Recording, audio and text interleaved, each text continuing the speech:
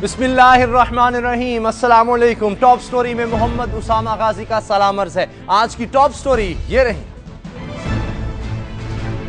9 साल तन्हे तन्हा हुकूमत करने वाले परवेज मुशर्रफ को अभी बहुत जवाब देना है। आर्टिकल 6 के मुकदमे की भी समाअत होगी। जनरल साहब, सिपाहगरी ही अच्छी थी। मुसल्ले बिछा लें, हाथ उठा उठा कर दुआएं करें। खजाने की हालत पतली है। IMF ने मजीद कर्ज ना दिया तो पाकिस्तान दिवालिया हो जाएगा। अल्लाह रहम करे। आजाद इलेक्शन कमीशन और मुतहरिक अदलिया ने सियासी जमातों को मुश्किल में डाल दिया। बाकिरदार और साफ सुथरे उम्मीदवारों की कमी दरपेश है। तहरीक इंसाफ इंतखाबी सियासत के लिए सरगर्म हो चुकी है। सुनामी गैर मकबूल जमातों से इत्तेहाद करने पर आमादा क्यों है?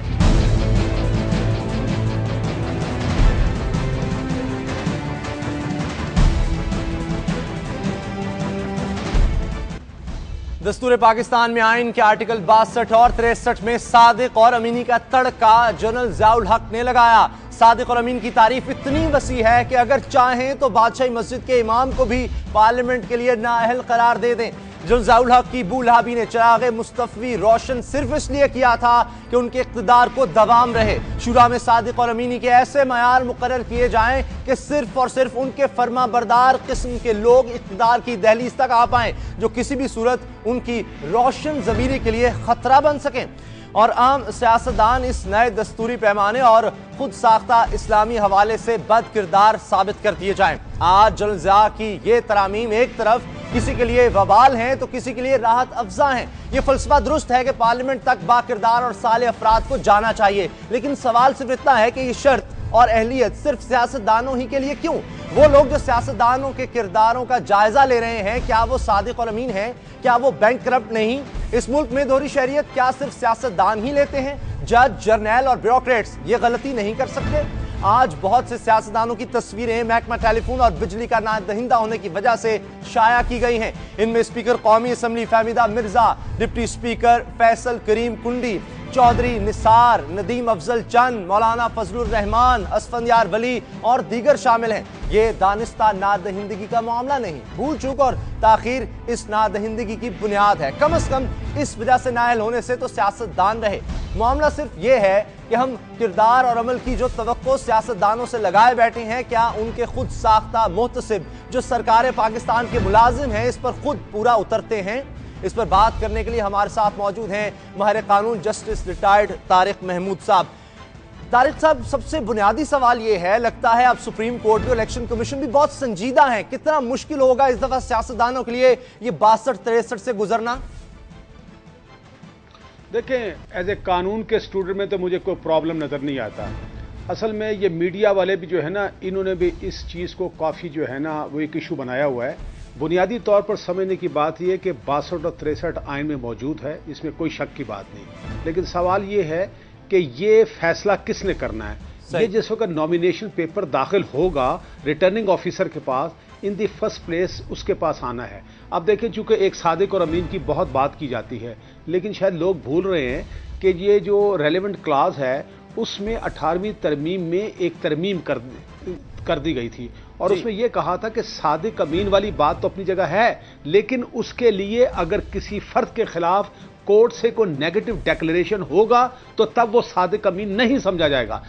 यानी कि मतलब ये है कि ये आपको हक हासिल नहीं है या मुझे हक हासिल नहीं है कि किसी को सादिक और अमीन कहूं। हाँ, अलबत्ता अगर उसके खिलाफ किसी कोर्ट का कोई डिक्लेरेशन इस बात पर है तो तब वो उस पर नाहल हो सकता है, वरना नहीं हो सकता। रही बात बिजली और गैस की बातें, देखें ये कोई नई बात नहीं है। पिछले इलेक्शन भी जो चाहे 2002 के हुए या 2008 के हुए, तो जब नॉमिनेशन पेपर वहां पर दाखिल किए गए तो अगर किसी के इस किस्म के ड्यूज थे तो वो उनको मौका दिया गया कि आप ड्यूज क्लियर कर दें और बहुत से लोगों ने ड्यूज क्लियर भी है। मेरा कहने का मतलब यह है कि 62 और 63 अपनी जगह मौजूद है, लेकिन हम अपनी ख्वाहिशात के मुताबिक जो है उस पर लोगों को जो है नॉन सूट ना करें। यह काम जो है कानूनी तौर पर रिटर्निंग ऑफिसर का है, उसको अपना काम करने दें और खामखा के लिए जो इलेक्शन कमीशन को या इवन रिटर्निंग ऑफिसर जो है उनको अंडर प्रेशर मत लाएं। इसलिए उनको कानून का पता है, आईनी प्रोविजन का पता है, उनको अपना काम करने दें। लेकिन हो हो ये रहा है, और इवन मीडिया से भी ये शिकायत की जा सकती है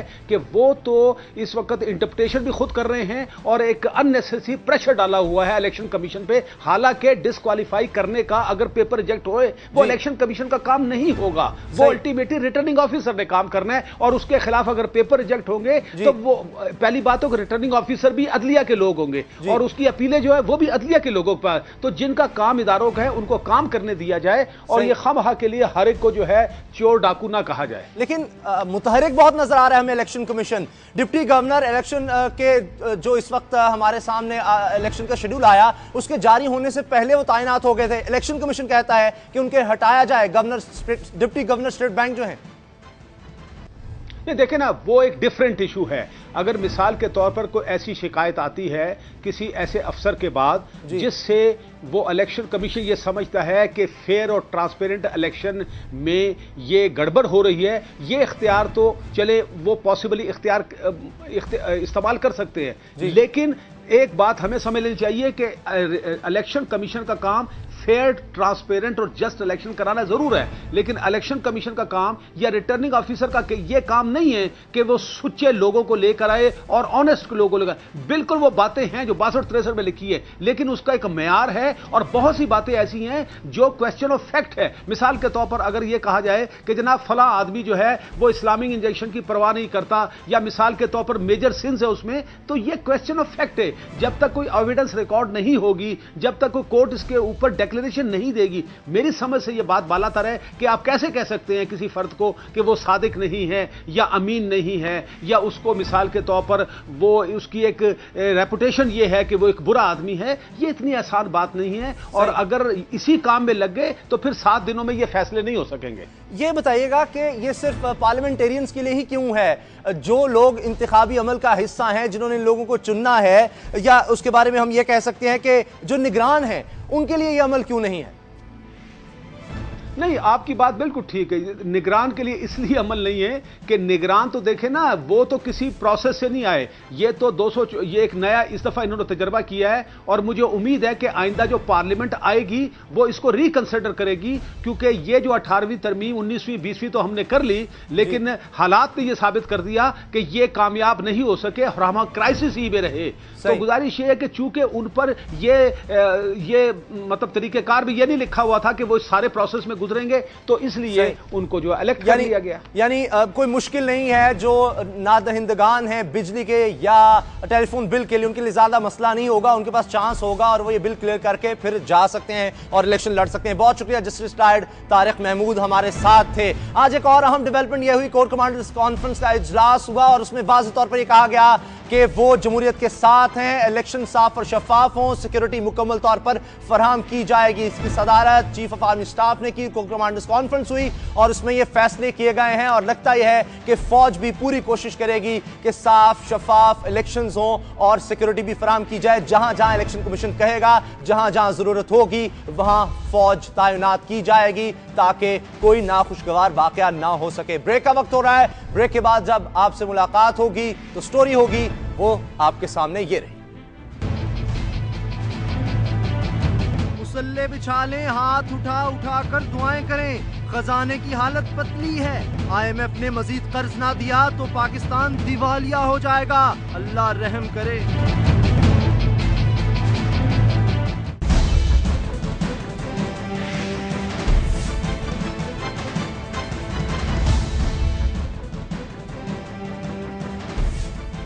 मीर हजार खान खोसो निगरान वज़ीर आज़म की मसनद पर जलवा अफरोज हो चुके, जिनके इक़्तिदार की मुद्दत 44 रोज तक महदूद है, लेकिन हालात बता रहे हैं कि उनके ये दिन कांटों की सेज पर गुजरेंगे। उनके लिए शफाफ इंतखाबात ही बड़ा चैलेंज नहीं, बल्कि मुआशी मामलात भी कड़ा इम्तिहान लेंगे, क्योंकि मुल्क के मुआशी मुंतजिम मीर हजार खान खोसो से मुलाकात करके उन्हें बता चुके हैं कि मुल्की मामलात चलाने के लिए दोबारा IMF के दर दौलत से रुजू करना होगा, क्योंकि कौमी खजाने की हालत पतली है। IMF को कर्ज की अदायगी की वजह से मुल्क के ज़र मुबादला के ज़खायर मुसलसल गिर रहे हैं और 2 साल के अंदर आधे रह गए हैं। जून 2011 में ज़र मुबादला के ज़खायर 14.78 अरब डॉलर थे, जो 1 साल बाद कम होकर 10.80 अरब डॉलर रह गए। 15 मार्च 2013 को इनका हजम 7.45 अरब डॉलर है, और इम्कान गालिब यही है कि इस साल जून के बाद IMF को किस्त की अदायगी मुश्किल हो सकती है। जिसका नुकसान ये हो सकता है कि रुपए की कदर गिरेगी और पैसा मुल्क से बाहर चला जाएगा, और अगर किस्त अदा ना हुई तो पाकिस्तान नादहिंदा भी हो सकता है, जिसके खौफनाक नताज बरामद हो सकते हैं। इसकी छोटी सी मिसाल यह है कि PSO बैरूनी दुनिया से तेल नहीं खरीद सकेगा और तेल ना मिलने पर मईशत का पहिया जाम हो सकता है। पाकिस्तान ने नवंबर 2008 में IMF से $7.6 अरब कर्ज लिया था, जो बाद में बढ़कर $11.3 अरब कर दिया गया, लेकिन पाकिस्तान को मिले सिर्फ $8 अरब, क्योंकि पाकिस्तान IMF की शराइत पूरी नहीं कर सका। शिमाली बलूचिस्तान में ऑपरेशन ना करने की वजह अमेरिका ने भी पाकिस्तान की सिफारिश नहीं की। यह बात भी अहम है कि निगरान हुकूमत से पहले ही IMF से मजीद कर्ज के लिए मुज़ाकरात चल रहे थे और हफीज शेख का नाम बतौर निगरान वज़ीर-ए-आज़म भी इसीलिए सामने आया था कि कर्ज के हुसूल में आसानी हो जाएगी, जो कौम से गलत बयानी करते रहे कि पाकिस्तान को मजीद कर्जे की जरूरत नहीं पड़ेगी। दहशतगर्दी की जंग में पाकिस्तान को अब तक $95 अरब का नुकसान हो चुका है। इसके लिए क्या इक़दाम करने होंगे कि मुल्क को मजीद कर्ज की दलदल में फंसने से बचाया जा सके? इसका जवाब जानते हैं सीनियर सहाफ़ी और मुआशी माहिर एहतशामुल हक साहब से। एहतशामुल हक साहब, $7.5 अरब के ज़र मुबादला हमारे पास हैं, $5 अरब अब भी हमने IMF का वापस करना है, कैसे निकले इस मुश्किल से? देखो उसामा, कुछ हार्ड रियलिटीज़ हैं जिनको किसी भी सूरत में ना कोई डिनाई कर सकता है ना इनकार कर सकता है। ये कोई सियासी मामला तो है नहीं कि किसी ने आके झूठ बोल दिया और बात बन गई और कहा जी कि कोई ऐसी बात नहीं है, सब अच्छा की रिपोर्ट दे दी। अभी फैक्चुअली अब इस वक्त यह है कि $7.5 बिलियन के रिजर्व्स हैं सेंट्रल बैंक के, ठीक है, और ये 2.5 महीने की इंपोर्ट के लिए जो है ना वो काफ़ी नहीं है। अब आइंदा हम देख रहे हैं कि किसी जगह से कोई पैसा नहीं मिल रहा। उसकी बुनियादी वजह है कि जब से IMF के प्रोग्राम से हम निकले हैं हमें बाहर से कोई पैसा नहीं मिला। इवन आप देख लें कि वर्ल्ड बैंक और एशियन डेवलपमेंट बैंक जो पाकिस्तान को सालाना बजटरी एक सपोर्ट देते हैं, तकरीबन 40% हमारा बजट वहीं से फंड होता है, उन्होंने भी अपनी फंडिंग सस्पेंड की हुई है। वो इसलिए की है कि वो IMF की तरफ देख रहे हैं कि IMF में उन्हें अगर कोई सिग्नल देगा तो वो पाकिस्तान को पैसा देंगे। इन हालात में सूरत हाल इस वक्त ये है कि अब अगर IMF के साथ नया एग्रीमेंट, स्टैंड बाई एग्रीमेंट नहीं किया जाता तो डिफ़ॉल्ट जो है ना वो बिल्कुल राइटिंग ऑन द वॉल नज़र आ रहा है। ये अलहदा बात है कि लोग मानने के लिए तैयार नहीं है। पिछली गवर्नमेंट जो है उसने ये कहा कि ठीक है केयर टेकर के जिम्मे डाल दिया जाए। केयर टेकर को जो ब्रीफिंग दी गई है परसों, अब्दुल खालिक साहब जो सेक्रेटरी इंचार्ज हैं, वही सेक्रेटरी इंचार्ज हैं जिन्होंने मांडीवाला साहब को पूरी सपोर्ट दी। लास्ट 10-12 दिनों में जितना पैसा अप्रूव किया, 16 तारीख को गवर्नमेंट गई है, 18 तारीख को जब वो वजीर नहीं थे मांडीवाला तो इन्हीं खालिक साहब से जाके उन्होंने तकरीबन 14 बिलियन रुपए की जो ना वो मंजूरी ली PSO की और एक और प्राइवेट कंपनी के लिए। अब इससे पहले आप देख लें कि सब अखबारात में रिपोर्ट हुआ है कि जिस तरीके से फाइनेंशियल हाराकारी हुई है, जिस तरीके से लूट मार और प्लंडर का हिसाब किया गया, उस हवाले से तो कुछ समझ नहीं आती कि मामला किधर जाएंगे। एक इंपॉर्टेंट चीज़ है उसामा, देखें कि पाकिस्तान का टोटल डेट इस वक्त जो है ना वो 16 ट्रिलियन रुपीज़ का हो चुका है। 16 ट्रिलियन। जब ये गवर्नमेंट आई थी 2008 में तो ये 6 ट्रिलियन था। उसके बाद ये फिर जब 2012 हुआ तो ये हो गया 12 ट्रिलियन रुपीस और इस वक्त हो गया 16 ट्रिलियन रुपीस का। तो ये अनसस्टेनेबल है, किसी को समझ नहीं आ रही कि अब ये पैसा कहां से आएगा। जी, ये खबरें ये भी हैं कि IMF तैयार है, अमेरिका की सिफारिश की जरूरत है और फिर IMF हमें कर्जा दे देगा। कर्ज पे कर्ज आखिर कब तक हम लेते रहेंगे? और ये बताइए निगरान वज़ीर-ए-आज़म क्या करेंगे? उनको तो ये भी मशवरा दिया जा रहा है कि टैक्स बढ़ा दें, इंपोर्ट्स खत्म कर दें और साथ ही साथ बिजली की कीमतें और दीगर कीमतें जिन पर सब्सिडी है वो भी खत्म कर दी जाए। क्या करेंगे वज़ीर-ए-आज़म? देखिए उसामा, अब यही एक जिसको कहते हैं ना गंदे काम और बोल्ड और अनपॉपुलर डिसीजन जो है ना जो एक इलेक्टेड गवर्नमेंट को लेने चाहिए, वो लगता है कि इस हुकूमत को कहा जाएगा कि 44 इनमें ले लें। जो मेरा ख्याल है ये शायद अभी तक आप देख लें कोई फाइनेंस मिनिस्टर नहीं अभी तक बना पाए। अभी कोई हुकूमत को बताए डिटेल नहीं बताई गई कि प्रेजेंटेशन नहीं दी गई। एक डिटेल अभी तो दी है छोटी सी प्रेजेंटेशन कि आगे मामला कैसे चलेंगे। अभी आप देख लें कि कर्जा देने के लिए अगर आपके पास मजीद आपको पैसा चाहिए कर्जा वापस लौटाने के लिए तो मामला कैसे चलेंगे? ये बिजली महंगी करनी पड़ी तो अगली हुकूमत के लिए मसाइल हो जाएंगे। और आपने देखा यूटिलिटीज को बढ़ाने की कोशिश की तो आगे माली मसाइल जो है ना हुकूमत को उठाना पड़ेंगे। अहम सवाल यह है कि कोई रिफॉर्म एजेंडा हुकूमत का नहीं दिया गया। ना मौजूदा जो गवर्नमेंट है, जो फाइनेंस मिनिस्ट्री के ऑफिशियल्स हैं, ये क्रिमिनल नेग्लिजेंस है, ये सारे पार्टनर इन क्राइम है। जितने लोग हैं, मांडवी वाला ने जिस अंदाज से आखिरी 2 हफ्तों में लूट मार किया प्राइम मिनिस्टर प्रेसिडेंट के कहने से, मेरा ख्याल है कोई इस मुल्क में मेरा ख्याल है सोच भी नहीं सकता उसामा। अच्छा, 2008 में ही पता था हमने कब कब कितनी किस्त देनी है। 2011 के बाद, जून 2011 के बाद तेजी से हमारे ज़र मुबादला के ज़खायर गिरे। ये खामोशी, इसके खिलाफ एक्शन होना चाहिए। क्यों नहीं कुछ पहले किया गया? और अब क्या निगरान वज़ीर-ए-आज़म चुप रहेंगे क्योंकि बचाएंगे, क्योंकि उनको नामजद किया गया है पीपल्स पार्टी की तरफ से? देखिए उसामा, शुरू की किस्तें अदा करने के लिए मार्केट से डॉलर खरीदा गया। जब शदीद दबाव पड़ा फाइनेंशियल इंस्टीट्यूशन का बाहर के और मुल्क के अंदर से, तो इन्होंने बंद किया और कि जी मार्केट से पैसा लेके और डॉलर लेके जो है ना उसकी रीपेमेंट ना की जाए। लेकिन अब भी आप देख लें कि जिस अंदाज से 400-450 मिलियन डॉलर हर 2 महीने 3 महीने बाद वापस करने पड़ रहे हैं, इन हालात में पाकिस्तान के पास कोई कुशन बाकी नहीं रह गया सिवाय इसके कि फौरी तौर पे जाके IMF के साथ प्रोग्राम साइन किया जाए। किसी को पसंद हो ना हो ये करना पड़ेगा, अगर नहीं करेंगे तो डिफॉल्ट इनके सर पे होगा। और फिर जिस अंदाज से आप देख लें, अब 5 साल में ग्रोथ रही है हमारी 3% से कम ग्रोथ रही है, एक्सपोर्ट हमारी डिक्लाइन कर रही है, इम्पोर्ट्स हमारी बढ़ रही है, फॉरेन एक्सचेंज हमारा खत्म हो रहा है, सिवाय रेमिटेंसेस के अलावा हमें कुछ नहीं है। मुश्किल हालात है। प्रेस हमारे ओवरसीज पाकिस्तानी बड़ा काम जो है इस वक्त वो इलेक्शंस का है। IMF की अगर किस्त भी ना मिली, इलेक्शंस हो सकेंगे। 43 करोड़ डॉलर कम से कम इस निगरान हुकूमत ने देने हैं, किस्त देनी है IMF को। देखिए बात यह है उसामा के पाकिस्तान की तारीख में यह भी पहली मर्तबा हुआ कि पिछले तकरीबन 1.5-2 साल से यह हुकूमत जो है ना वो बगैर किसी गोल्ड के अगेंस्ट के ना डॉलर अपना नोट छाप रही है। पहले 2.5 बिलियन का फिगर आया था, आजकल हुकूमत के जाने से पहले 3 बिलियन डॉलर जो है ना वो आप देख लें कि स्टेट बैंक हमारा छाप रहा है। उसकी वजह से इन्फ्लेशन, झूठ बोलते हैं कि सिंगल डिजिट में, डबल डिजिट से ज्यादा है। महंगाई जितनी ज्यादा हो गई है, इसके साथ साथ आपका फिस्कल डेफिसिट जो है ना वो अनसस्टेनेबल हो गया है। इस वक्त 2400 अरब रुपए का 11% से ज्यादा GDP का आपका जो है ना वो फिस्कल डेफिसिट हो चुका है। इन हालात में अब जब तक कोई फौरी तौर पे बड़े फैसले ना किए गए तो मुझे नहीं लगता कि मामला ठीक होंगे। दुनिया इनको बता रही है कि फौरी तौर पर IMF की तरफ जाने की जरूरत है, और कोई लगता है रास्ता रह नहीं गया। अनपॉपुलर फैसले करने की सलाहियत नहीं है इस वक्त निगरान हुकूमत में। आखिरी सवाल बड़ा अहम है, अगर IMF ने कर्जा ना दिया तो फिर क्या होगा, क्या हालात हो सकते हैं फिर? देखें, इसके लिए तो पॉलिटिकल कंडीशंस होंगी, सबको पता है उसामा, आपको भी पता है, हमें भी पता है कि अमेरिका जो है ना उसके स्टेक सबसे ज्यादा है वर्ल्ड बैंक में, और वो जितना जब वो चाहते हैं, जब इस तरह के फैसले करवाने होते हैं तो वो करवा लेते हैं। आमतौर पे कहा जा रहा है कि अब 2014 में ड्रा डाउन है, अमेरिका ने फोर्सेज लेके जानी है। अमेरिका भी जो है ना अफगानिस्तान में सिचुएशन ये बर्दाश्त नहीं कर सकता। 1 लाख कंटेनर वापस जाने हैं और बिलियन डॉलर का जो है ना वो असला, खौफनाक असला है। आपने देखा पिछली दफा जब गए थे सोवियत यूनियन, जबकि शिकस्त हुई थी, वो असला जो है ना वो स्ट्रिंगर मिसाइल लोग यहां से उठा के ले गए थे। तो अमेरिका ये अफोर्ड नहीं कर सकता कि पाकिस्तान में कोई हलचल हो। उम्मीद की जाती है कि वो अमेरिका जो है ना वो इन हालात में पाकिस्तान को सपोर्ट करेगा और बेल आउट कर देगा। पहले ये बातचीत हो रही थी, लोगों से, आवाम से छुपाया गया, और ये स्टोरी हम सबके सामने ले आए हैं। बहुत शुक्रिया एहतशाम उल हक सीनियर सहाफी हमारे साथ थे, और जिस तरह उन्होंने कहा है कि अब कोई चारा नहीं रह गया, 5 अरब डॉलर हमने IMF को जो देने हैं उसके लिए दोबारा IMF के पास ही जाना पड़ेगा ताकि वो हमें दोबारा कर्ज दे कि हम उसका कर्ज ही वापस कर सकें। ऐसा ना हुआ तो पाकिस्तान नादहिंदा भी हो सकता है। ब्रेक का वक्त हो रहा है, ब्रेक के बाद मिलेंगे इस स्टोरी के साथ। तहरीक इंसाफ इंतखाबी सियासत के लिए सरगर्म हो चुकी है। सुनामी गैर मकबूल जमातों से इत्तेहाद करने पर आमादा क्यों है?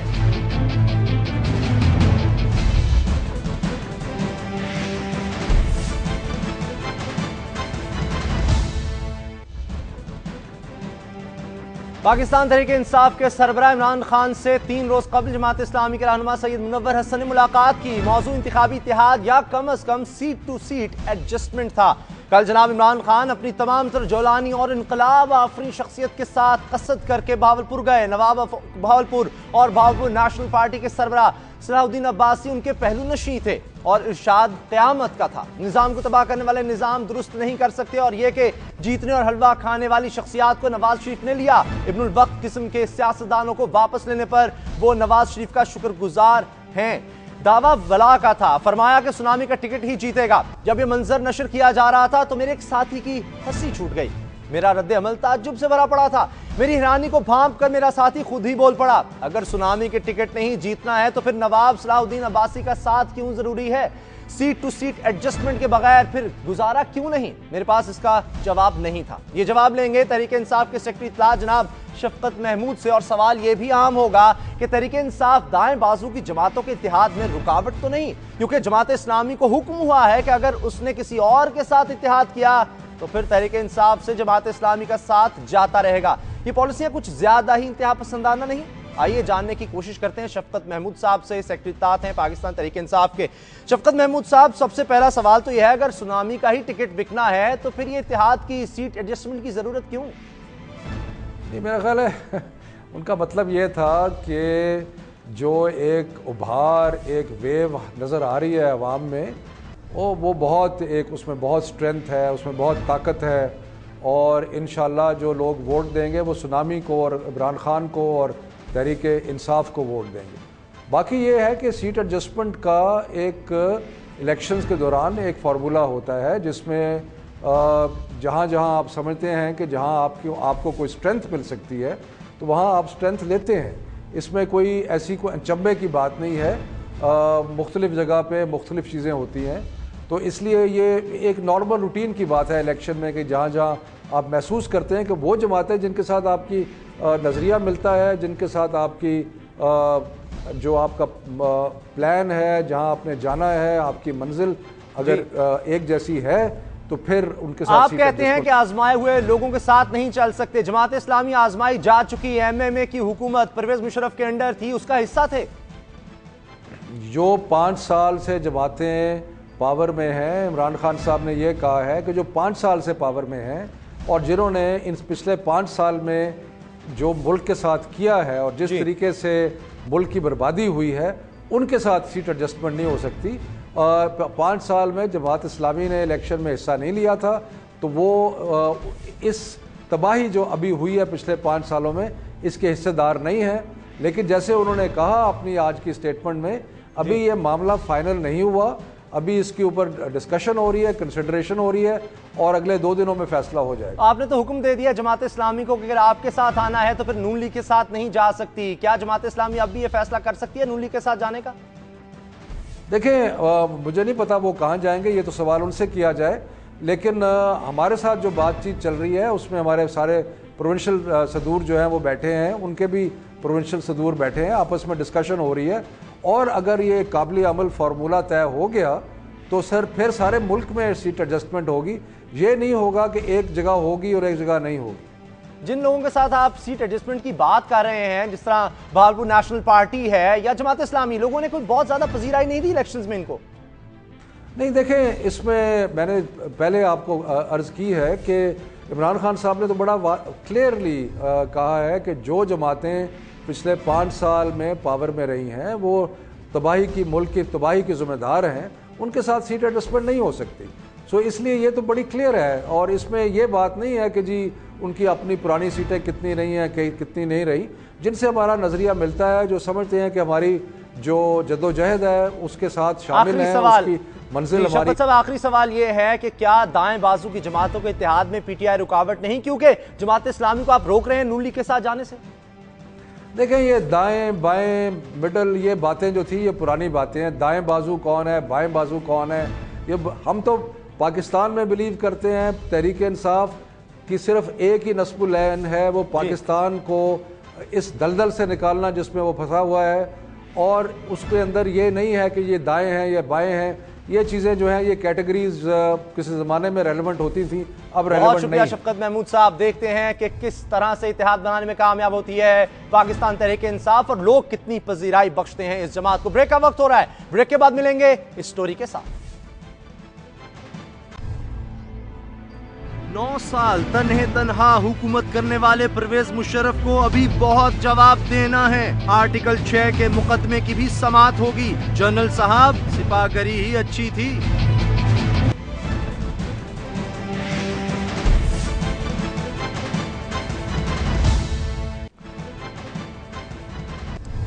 जनरल रिटायर्ड परवेज मुशर्रफ पाकिस्तान पर बिला शिरकत गैर कमोबेश 9 साल तक हुकूमत करते रहे। उनकी हाँ में रियासत पाकिस्तान की हाँ और उनकी ना में इस रियासत सितम रसीदा की ना हुआ करती थी। उन्होंने इरादा किया कि मुल्क मुंतखब वज़ीर आज़म को सलाखों के पीछे होना चाहिए, और वो थे। उन्होंने कहा कि नवाज शरीफ की तरह बेनज़ीर भुट्टो भी सिक्योरिटी रिस्क हैं, किसी में चू तक करने की हिम्मत ना हुई। मिजाज यार में आया कि लाल मस्जिद होनी चाहिए, ना ही लाल मस्जिद वाले। बम बरसा दिए, नन्ही और अरमानों से भरी आंखों वाली 9 लड़कियां आग में जला दी गईं, जो बच गईं वो खून में नहला दी गईं।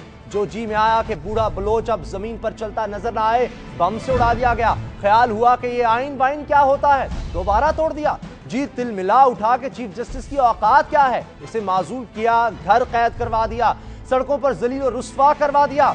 वतुइज़्ज़ु मन तशा वतुज़िल्लु मन तशा, अवाम के दिल मोड़ दिए गए।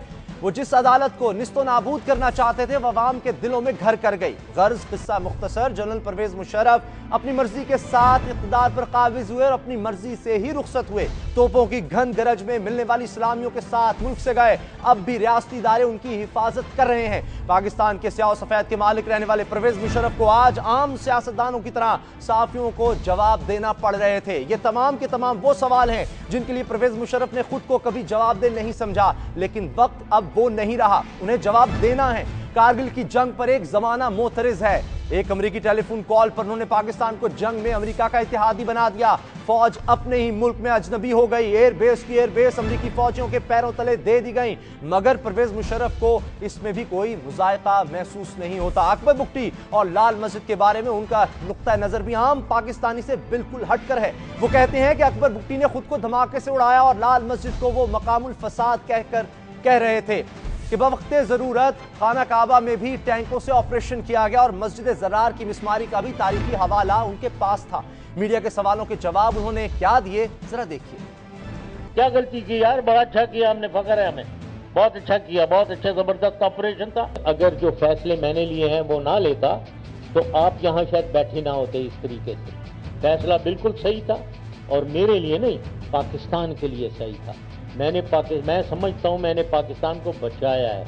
अगर ये ना होता तो हम बहुत तबाह हो जाते। फिसाद, बगावत, मुल्क गवर्नमेंट के खिलाफ, मुल्क के खिलाफ एक बगावत करनी, फिसाद मचाना, उसका ये जवाब होता है। यकीन से कह सकता हूँ कि यहाँ वहाँ एक खुदकशी हुई है कि एक्सप्लोसिव फाड़ के, या फिर उधर अंदर से उन 4 ऑफिसर के ऊपर अटैक हुआ है, रॉकेट लॉन्चर मारा है उन्होंने, वो पेवरा के गिर गया ऑफिसर ने। जनरल रिटायर्ड परवेज मुशर्रफ ने आज मीडिया को मुतमईन करने की कोशिश की, लेकिन अभी बहुत सी जगहों पर उनको जवाब देना पड़ेगा। एक सवाल कानून का है जो सुप्रीम कोर्ट पूछेगी। दस्तूर पाकिस्तान की तहलील या माजूली संगीन गद्दारी का जुर्म है जो आईने पाकिस्तान के तहत मौत की सजा का हकदार है। अदालत इस सिलसिले में एक दरखास्त की समाअत करने जा रही है, जबकि अदालत ने 3 नवंबर 2007 के इक़दाम को पहले ही संगीन गद्दारी करार दिया है। एक जवाब परवेज मुशर्रफ को अवाम ने देना है वोट के जरिए। इन दोनों सवालों और परवेज मुशर्रफ के आज के जवाबात पर बात करने के लिए हमारे साथ हैं मारूफ सहाफी और दानिशवर जनाब मोहम्मद मालिक। मालिक साहब, हर बात का, हर सवाल का जवाब उनके पास था, अवाम को मुतमईन कर सके? देखिए उसामा, ये डिपेंड करता है, हमें थोड़ा सा इसमें ठंडे दिल से सोचना चाहिए, दिमाग से। एक तो हमारा गुस्सा है परवेज मुशर्रफ पे कॉन्स्टिट्यूशन एब्रोगेट करने का और एक मुंतखब हुकूमत को गिराने का, लेकिन उसका मतलब ये नहीं कि अगर एक शख्स ने मेरे नज़दीक एक गलत काम किया तो फिर हर काम ही गलत है। हर तस्वीर के 2 रुख हैं। जिस तरह अकबर बुगटी साहब का हुआ, जिस तरह दूसरे ऑपरेशन हुए, इसलिए ज़रूरत होती है कि जब कौमों में मसले आए तो उसमें कमीशन बने, प्रॉपर इन्वेस्टिगेशन हों, रिपोर्ट्स आएँ। ये नहीं कि आज जो इक़्तिदार में है, कल जनरल साहब इक़्तिदार में थे तो इनकी बात सच थी, आज इनके मुखालिफ इक़्तिदार में तो उनकी हर बात हम सच मान लें। इस तरह नहीं। जनरल साहब के गुनाह हम सबके सामने हैं, गलतियां हम सबके सामने, और हमने खुमियाजा भुगता उसका। लेकिन हमें इसको तरीके से हर चीज को ऑन इट्स ओन मेरिट देखना होगा। अकबर बुगटी में उनकी दलाइल कमीशन होना चाहिए जो थॉरली इन्वेस्टिगेट करे, केस चलना चाहिए। सिमिलरली बाकी इश्यूज पे भी हमें अवॉइड, अब हम इतने मेच्योर हो गए as a country, as a people, कि हमें एक पर हाँकना नहीं चाहिए। जहां तक आपने बात की आर्टिकल 60, बिल्कुल बच्चे को पता है, लेकिन बच्चे को यह भी पता है कि रियासत इनिशिएट कर सकती है ट्रीजन का केस। जी 5 साल गवर्नमेंट रही, क्यों नहीं उन्होंने ट्रीजन का केस किया हमें नहीं पता। 5 साल में और भी बड़ा कुछ हो सकता था, नहीं हुआ। तो ये अब हमने देखना है कि बजाय वो कहते हैं ना, history is written by the victors, कि अगर एक बंदा नीचे है तो इसका ये नहीं कि बाकी सारे सच्चे हो गए। 5 सालों में हमने वो क्यों नहीं कुछ किया इन गवर्नमेंट्स ने परवेज मुशर्रफ के खिलाफ, जो अब इलेक्शन में हम सारे बोल रहे हैं। ये बताएं कि गद्दारी का मुकदमा जिस तरह आप कह रहे हैं वो अदालत में भी दरखास्त गई है, लेकिन वो हुकूमत ने चलाना है, ये कितनी अहम डेवलपमेंट है। और खास तौर पर जो एक बात उन्होंने कही कि वो पाकिस्तान को बहुत अच्छा छोड़कर गए थे और 5 साल बाद हालात बहुत खराब हैं, वो सही कह रहे हैं? ये भी पूरी, जनरल साहब भी माशाल्लाह पूरा सच तो नहीं बोलते, कुछ लिहाज से हाँ। अगर आप ये देखें कि 5 साल पहले क्या लॉ एंड ऑर्डर की सिचुएशन ये थी? नहीं थी। क्या बिजली की हालत ये थी? नहीं थी। लेकिन ये भी फैक्ट है कि उनके दौरे हुकूमत में आपने बिजली के बारे में भी कुछ नहीं किया। आपको याद है जब शुरू में आए थे, उन्होंने कहा था, पहला ऐलान किया था कालाबाग डैम बनाऊंगा, बाद में उनका कालाबाग डैम की बात कोई ना करे। इन्होंने भी बाद में वही सियासतदानों वाली पॉलिसीज करनी कि पॉपुलर डिसीजंस करो, सही डिसीजंस ना करो, जो वक्त टपाने वाली वो है। इकोनॉमी में इन्होंने फंडामेंटल्स में ग्रोथ नहीं की, जो शौकत अजीज साहब थे। कंज्यूमर सोसाइटी कर दी, क्रेडिट कार्ड आ गए, गाड़ियां जनाब वो ले लें, वो भी एक बबल था जो बस्ट हो गया। लेकिन ओवरऑल अगर आप कहें तो मेरा ख्याल है लोग एग्री करेंगे कि माशी हालत उस वक्त बेहतर थी, लेकिन फंडामेंटल्स में इन्होंने वो काम नहीं किया था जो करना चाहिए था। तो अगर आप समझते हैं कि हुकूमत ने एहतसाब करना है, आर्टिकल 6 के तहत गद्दारी का मुकदमा जो हुकूमत की तरफ से चलाया जाएगा, तो क्या किसी जर्नैल का एहतसाब नहीं हो सकता? फिर ये समझे नाकामी किसकी है, निगरान हुकूमत की, सियासतदानों की? देखिए मेरा ख्याल है जो एक बहुत सेंसिटिव चीज़ वो ये थी, जो हकीकत भी है कि जब इन्होंने मार्शल लॉ लगाया जनरल साहब ने, इन्होंने जो बड़े बड़े फैसले किए, तो उस वक्त की जो फौजी क़यादत थी वो अभी भी वो लोग, उनमें से बहुत से लोग हैं। आप आर्मी चीफ ले लीजिए, वो सर DG ISI थे, आज वो इनके बाद वो आर्मी चीफ बने। तो बहुत से जब आप इस तरह के केसेस खोलते हैं तो बहुत चीज़ें बहुत दूर तक जाती हैं। तो मेरा नहीं ख्याल कि किसी भी सिविलियन गवर्नमेंट में एक कंफर्ट थी ऐसी, वो यही खुश था कि ठीक है चले गए हैं, जान छुट्टी। और दूसरा ये देखें, जो असल बात ये थी कि जब जनरल साहब गए तो जो हुकूमत आई वो नवाज शरीफ की गवर्नमेंट नहीं थी जिन्होंने अपना स्कोर सेटल करना था, वो गवर्नमेंट थी पीपल्स पार्टी की। तो पीपल्स पार्टी तो इन्हें तो बेनिफिट किया, इन्होंने नवाज शरीफ को फारिग किया, पीपल्स पार्टी इक़्तिदार में आ गई। तो पीपल्स पार्टी को क्या जरूरत थी कि वो पूरी फौज को अपने खिलाफ करती, उनके वो तो अगर मियाँ साहब आते तो तब एक इंटरेस्टिंग सिचुएशन होनी थी, हो सकती थी। लेकिन अब अगर दोबारा मुस्लिम लीग नून को हुकूमत मिलती है तो क्या वो भी कुछ कर सकेंगे या सिर्फ उनके दावे ही हैं? मेरा नहीं ख्याल, टू बी वेरी ऑनेस्ट, कि वो करेंगे, बिकॉज जो मुल्क के हालात हैं इतना ये मेरे ख्याल में कि मुशर्रफ साहब इतने रेलिवेंट रहे नहीं हैं और इतने इंपॉर्टेंट नहीं। आपने शुरू में एक बात की जिससे मैं डिसएग्री करता हूँ, आपने कहा कि बड़े पुरअतमाद लग रहे थे, उन्होंने हर सवाल का जवाब दिया। उनका एक सवाल का जवाब बड़ा टेलिंग था, जिसने जाहिर किया, जब किसी ने पूछा कि आप यहाँ रहेंगे, कि आप जाएंगे, क्या करेंगे, तो उन्होंने कहा डिपेंड करता है इलेक्शन में क्या होता है, मैं कोई पागल तो नहीं हूँ कि मैं 1-2 सीटें लेके बैठ जाऊँ। अब मेरा ख्याल है कि कौम भी पागल नहीं है कि जो इनको 1-2 से ज्यादा सीटें देगी, तो ये इसलिए चले जाएंगे। मेरा ख्याल है कि ये इतने रेलेवेंट नहीं है, आए हैं, नॉवेल्टी फैक्टर है, जाहिर है 5 से 4 साल के बाद आए हैं, मीडिया में हैं, 9 साल यहाँ डिक्टेटर रहे हैं, हुकूमत में रहे हैं, सब कुछ रहा है, तो नॉवेल्टी फैक्टर है। लेकिन मेरा ख्याल है अभी जो ग्राउंड दूसरे इवेंट्स हैं, events will overtake general Musharraf. इनको भी रियलिटी चेक हो गया, इनको नजर आ गया कि ये थर्ड फोर्स नहीं है, इनको पता लग गया कि ये अपने डिनायल में, मेरा ख्याल है पहली बारी इनको रियलिटी शॉक लगा पाकिस्तान आके, तो ये मेरे ख्याल में बहुत जल्दी इररिलेवेंट हो गए हैं। यानी आपको लगता है इलेक्शंस में पजीराई नहीं मिलेगी और फिर ये चले जाएंगे? क्या इलेक्शन से पहले भी जा सकते हैं, क्योंकि जो जमानत कबल गिरफ्तारी है वो तो चंद दिन की है? नहीं, वो भी उसमें देखिए, वो ये केसेस मर्डर केसेस हैं, इनमें बेल्स हो जाती हैं, इतना हाई प्रोफाइल है, वो मुझे अगर इनको इतना खतरा होता तो वो ये डेफिनेटली ना आते, ऐसी बात नहीं है। वो लंबे चलने वाले जो आर्टिकल 6 के बारे में हेयरिंग है दरखास्त की, वो देखिए, वो भी जहां तक तो लीगल पोजीशन है उसामा जी, वो भी गवर्नमेंट को क्या, मैक्सिमम कोर्ट क्या कर सकती है, गवर्नमेंट को कह दे कि ठीक है जी ये आई है, ये हमारे ख्याल में होना चाहिए। ये प्रेरोगेटिव और डिसीजन ये गवर्नमेंट का है कि उन्होंने आर्टिकल 6 किसके खिलाफ इनिशिएट करना है। इंटरम तो करेंगे नहीं, इंटरम इतने बड़े मसले में नहीं पड़ेंगे।